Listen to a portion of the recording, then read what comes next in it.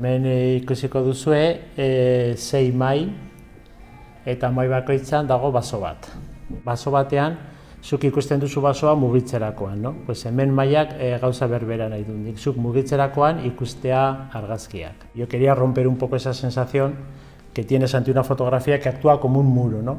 Entonces, por eso me gusta poner las fotografías en cristales, porque la vista continúa a través del cristal y entonces se mezcla una foto con la siguiente, con la siguiente. El uso de la perspectiva lo que hace es separarnos un poco de la naturaleza.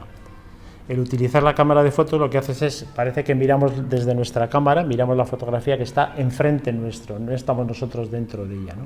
Y entonces parece que nos situamos afuera, ¿no? Y entonces lo que intento evitar yo también es eso, ¿no? Esa separación y como hacer un tipo de empatía mayor con la naturaleza. Pues muy contento, estoy encantado porque es un sitio, además se presta muy bien y entonces tiene mucho que ver con la naturaleza, con el bosque. Egongo da uztaila eta abuztu osoa, 25 arte, eta denbora baldin badaukazue eta nahi baldin baduzuen rato on bat pasatzea, pues etorri.